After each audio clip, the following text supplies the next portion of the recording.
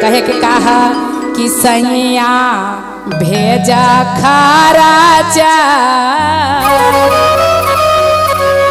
बहुत भाव से अपना पत्नी स्वामी जी से कहते हैं कि अरे हम करब शिवा जी के चर्चा।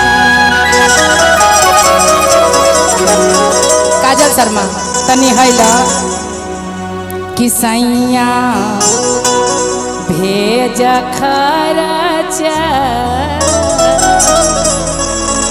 तनी जमीन पर चली है तब जाके छत पर चढ़ी है।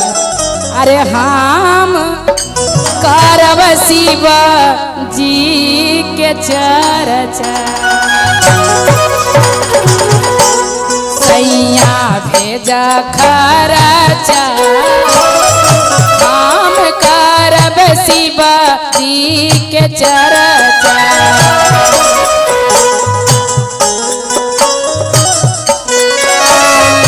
हमें करब शिवा जी के चर्चा।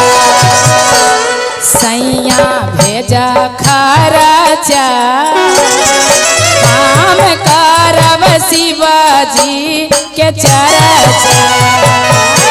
सैया भेजा खर्चा हमें करब शिवा जी के चर्चा। सैया भेजा खर्चा सैया भेजा हो। सैया भेजा खर्चा सैया भेजा हो। सैया भेजा खर्चा सैया भेजा हो। सैया भेजा खर्चा सैया भेजा हो। सैया भेजा खर्चा हम करब शिवा जी के चर्चा। सैया भेजा खर्चा हम करब शिवा गुरु चर्चा।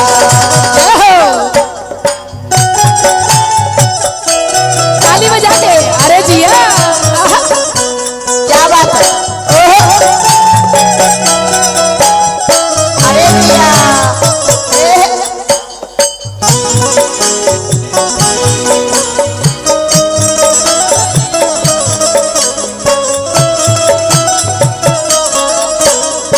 अरे भैया बोली है तनी ताली बजा के।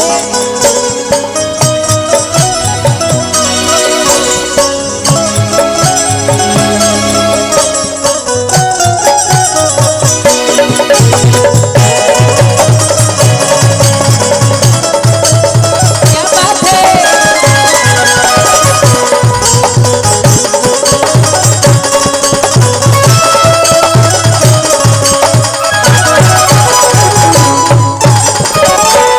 बड़ी भाव से धानी समझा रहे पति जी के। पति जी कैसे? करे कौन भाव में काजल। कौन भाव में। अरे शिवा जी के चर्चा में कुछो ना खर्चा। कुछो नहीं खर्चा हो कुछो नहीं खर्चा।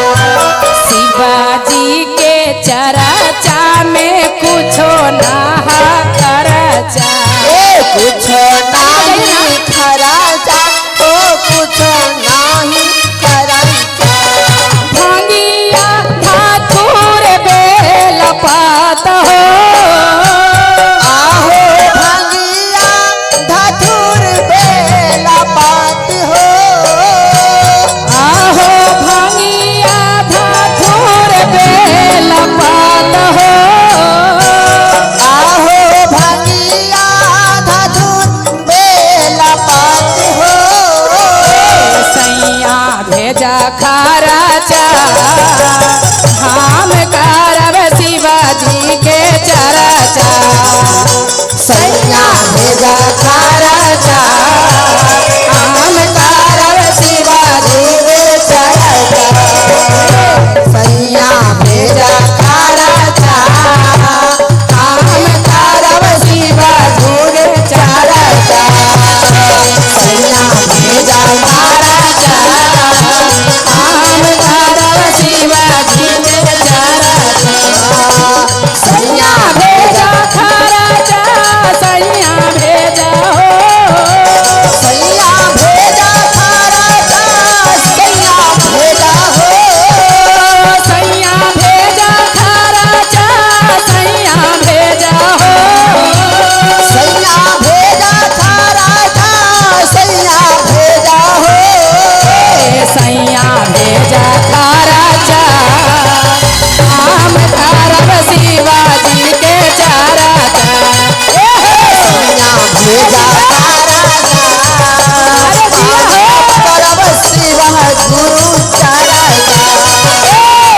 जी भेजा खराचा हम करब शिव जी के चारा सैया भेजा राजा हम करब शिव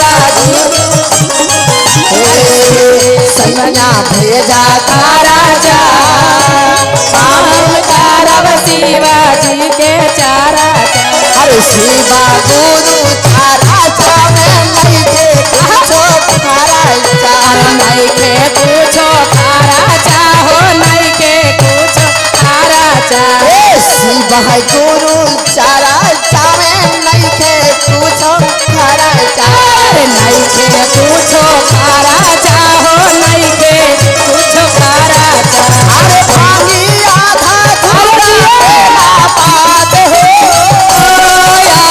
भागी आधा थोड़ बेल बात हो आहो भागी आधा थोड़ा बेला बात हो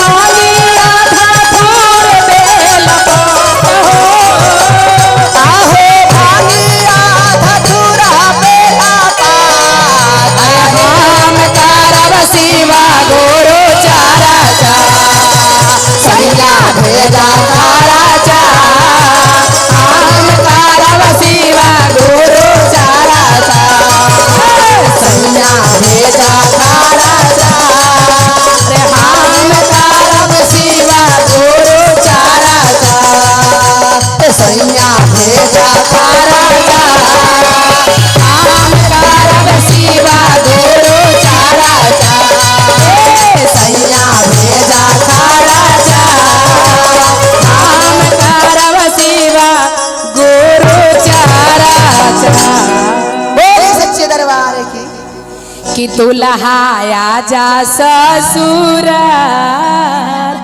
आ साली सरहज करहे तोहर खर्चा बोलिए राजा रामचंद्र भगवान की दुल्हा दुल्हन सरकार की